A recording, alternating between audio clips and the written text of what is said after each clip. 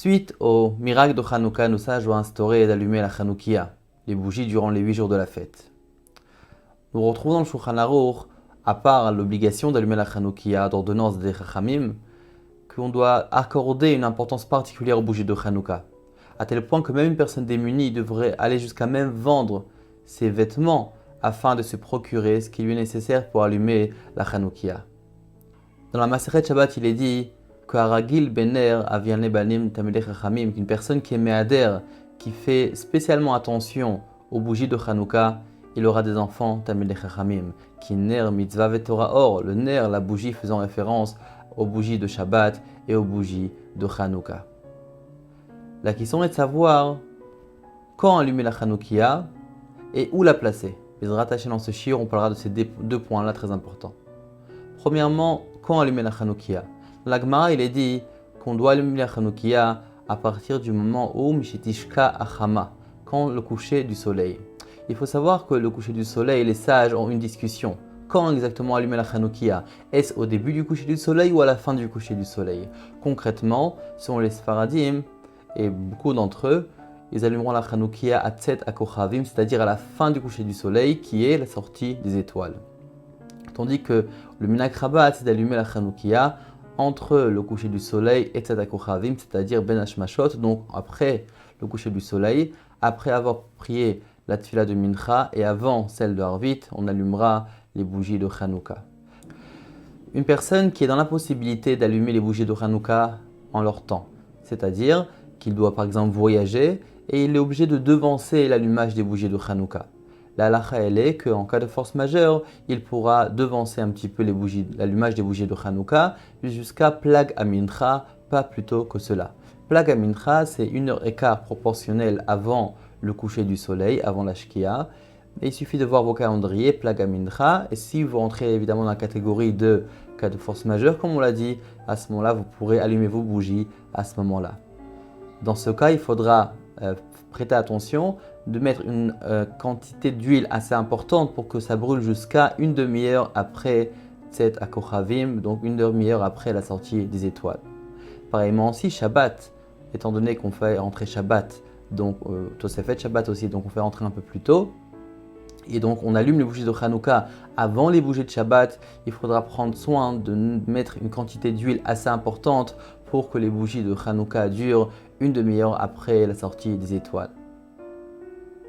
Une personne qui n'a pas pu allumer en son temps les bougies de Hanouka, par exemple qui a tardé, il pourra toujours le faire plus tard.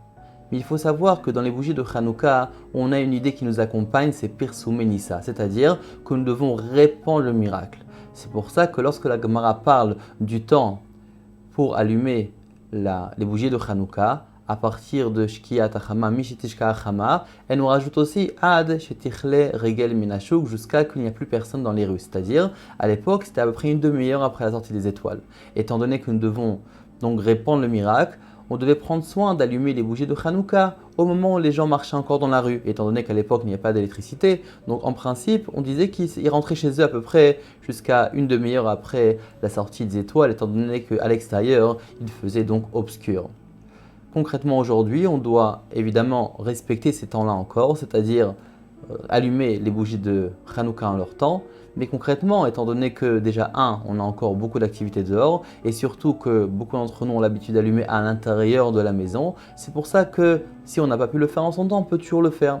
Mais par contre, on doit prêter attention qu'il doit y avoir des gens encore réveillés dans la maison, c'est-à-dire une personne qui reste réveillée tard la nuit, qui n'a pas encore allumé les bougies de Hanouka, qui souhaite le faire, à ce moment-là, c'est très important qu'il allume les bougies de Hanouka lorsqu'il y a encore des personnes chez lui à la maison.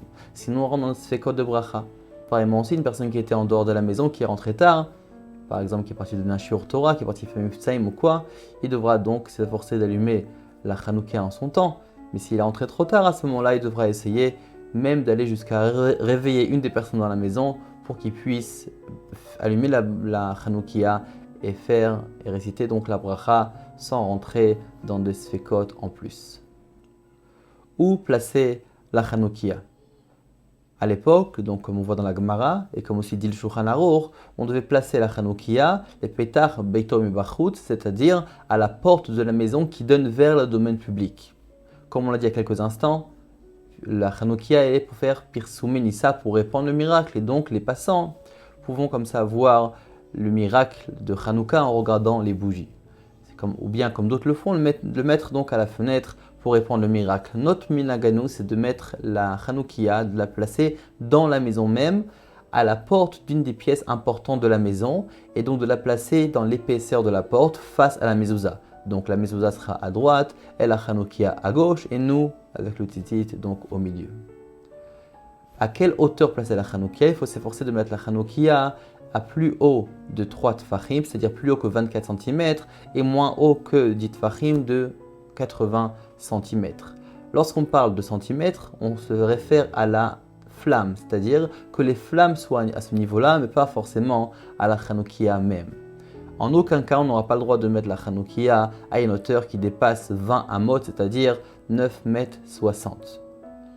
Une personne maintenant qui placerait la Hanoukia à sa fenêtre, et la fenêtre vis-à-vis d'autres personnes, et donc serait plus élevée que 9 mètres 60, il rentrerait dans un petit problème halakha, et donc dans ce cas-là, il sera préférable d'allumer la Hanoukia à l'intérieur de la maison pour que la famille en profite du miracle de Hanouka.